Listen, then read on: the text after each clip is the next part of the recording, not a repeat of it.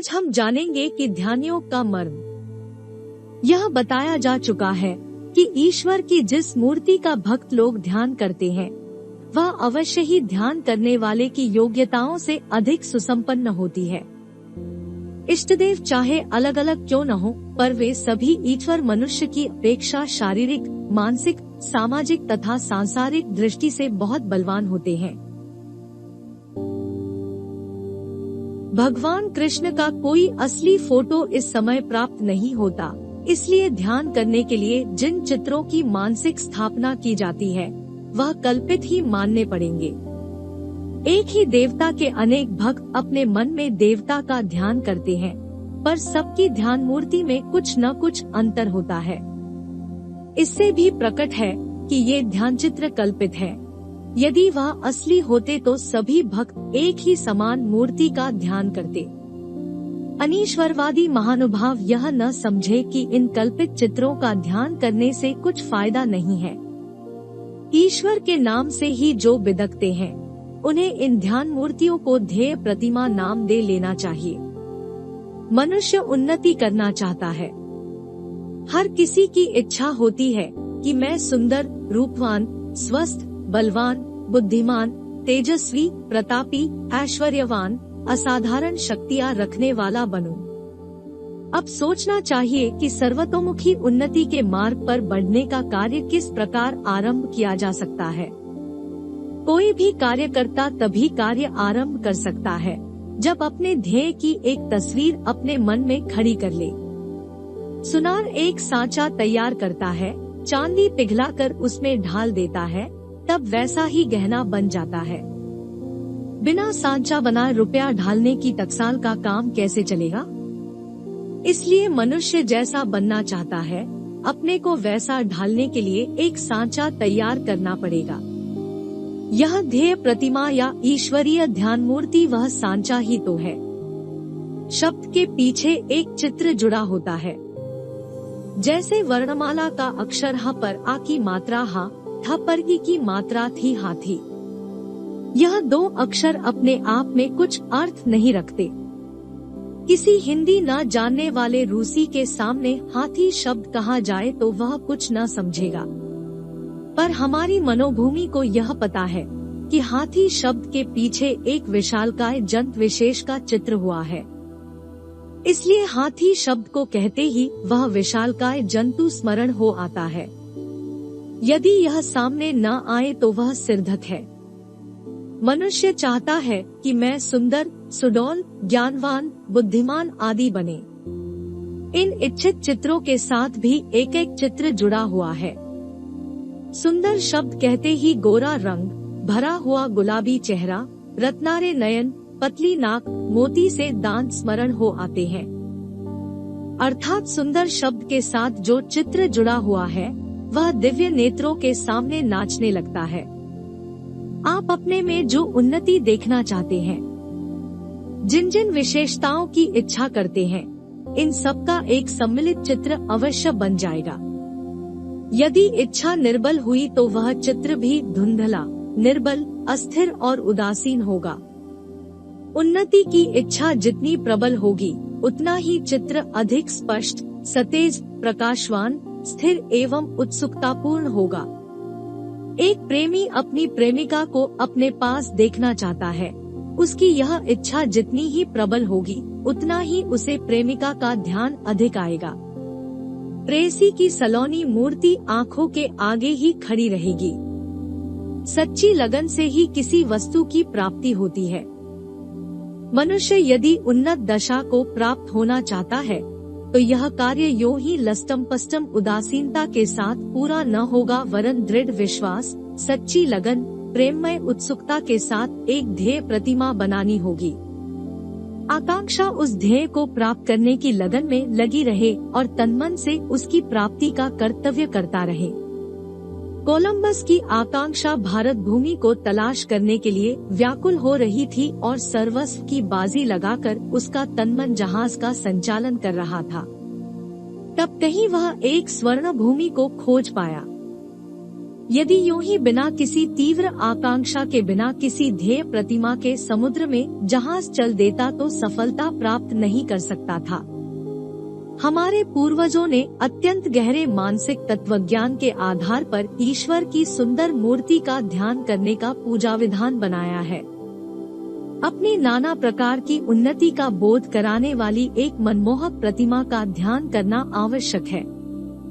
इस प्रतिमा के साथ ईश्वर का पवित्र नाम जोड़ देने से यह विशेषता हो जाती है कि वह प्रतिमा केवल भौतिक और सांसारिक उन्नति तक ही सीमित नहीं रहती, वरन आध्यात्मिकता के साथ सतोगुणी दिव्य वृत्तियों के साथ भी संबंधित हो जाती है। वह सांचा भौतिक और आध्यात्मिक दोनों उन्नतियों से युक्त हमारे भविष्य की रचना करता है। मनुष्य की मूलभूत प्रकृति उन्नति की ओर अग्रसर होने की है। कोई भी व्यक्ति उन्नति की इच्छा किए बिना रह नहीं सकता, इसलिए उन्नत भविष्य की एक रूपरेखा बनाना भी अनिवार्य है। विष्णुलोक, गौलोक, स्वर्ग, वहिष्ठ, हेवन आदि स्थान संबंधी कल्पना है तथा मुक्ति, स्वर्ग प्राप्ति आदि अवस्था संबंधी कल्पनाएं उसी ध्येय अवस्था की बोधक है, जिसकी प्रायः हर व्यक्ति इच्छा किया करता है। ईश्वर को निराकार मानने वाले जो सज्जन परमात्मा का एक विशेष मूर्ति में ही होना स्वीकार करते हैं, उनसे हमारी प्रार्थना है कि वे अपने मत को बदले बिना भी ध्येय प्रतिमा का ध्यान करने के लाभों के संबंध में विचार करें और उसके अंदर जो बड़ा भारी लाभ छिपा हुआ है उसे ग्रहण करें। अनीश्वरवादी महानुभाव कहा करते हैं कि हम पेशेवर धर्मध्वजी दुकानदारों के रिश्वती और खुशामदी खुदा को नहीं मानते। अच्छा बाबा, उसे मत मानो, पर अपना उत्तम भविष्य ढालने वाले साचे को तो मानो। अच्छा ठहरो, कृष्ण को छोड़ो, हम तुम्हें ही कृष्ण बनाए देते हैं।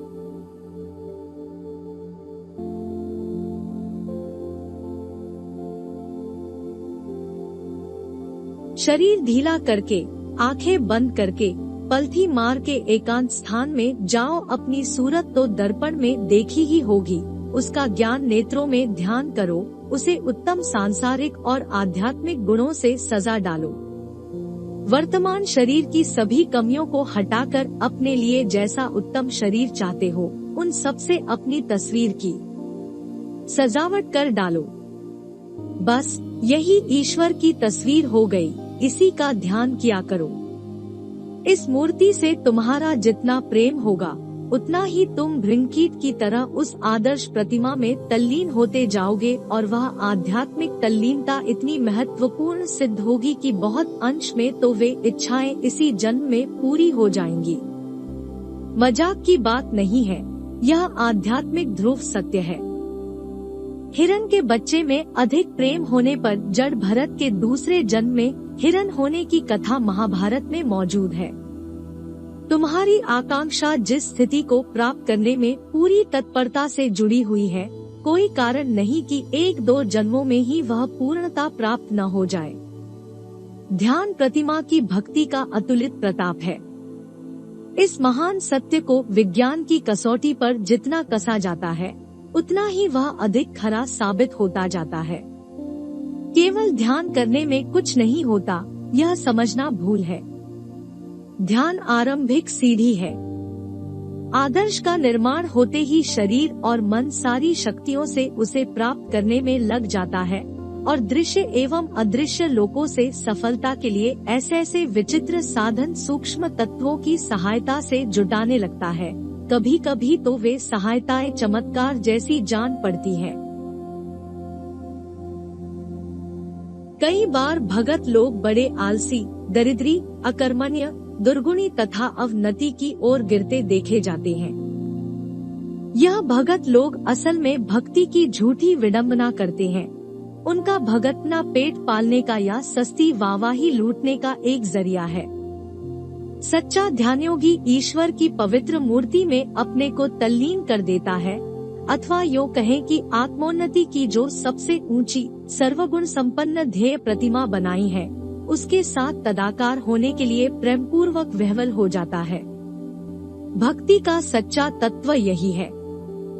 भक्ति का महाविज्ञान इतना सत्य है कि उसके प्रत्यक्ष परिणाम को चाहे जो अनुभव कर सकता है। आप कैसे बढ़ना चाहते हैं, उसका एक मजबूत नक्शा बनाकर उसमें विफल होने के लिए प्राणपण से तल्लीन हो जाइए।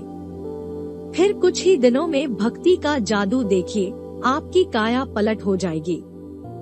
काफिला कहीं का कहीं पहुंच जाएगा। आपकी जीवन दशा में आश्चर्यजनक लौट पलट हो जाएगी। भक्ति द्वारा उत्पन्न हुआ आत्मोन्नतिकारी प्रचंड विद्युत प्रवाह नसंस में दौड़ने लगेगा। लालटेन के ऊपर जिस रंग का कांच लगा दिया जाए उसी रंग की रोशनी होने लगती है। जैसा जीवन ध्येय निश्चित हो जाता है, उसी के अनुरूप शरीर के कार्य और मन के कार्य दिखाई देने लगते हैं। पेशेवर भगत लोग भक्ति का कैसा विकृत और नाशकारी रूप बैठे हैं, इस संबंध में पाठक स्वयं ही सब कुछ जानते हैं। इस बनाए गढ़ी हुई दुर्गंधी को उखाड़कर बदबू उड़ाने की इस समय हमारी इच्छा नहीं।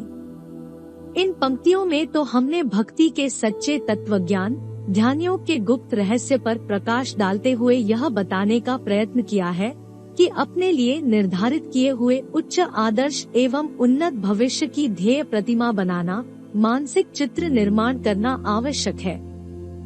ईश्वर को मानने वाले या न मानने वाले सभी व्यक्तियों के लिए यह आवश्यक है कि ध्येय प्रतिमा का ध्यान किया करें। मनोविज्ञान शास्त्र की दृष्टि से यह व्यापार कल्पवृक्ष के समान मनोवांछाएं पूरी करने वाला सिद्ध होगा।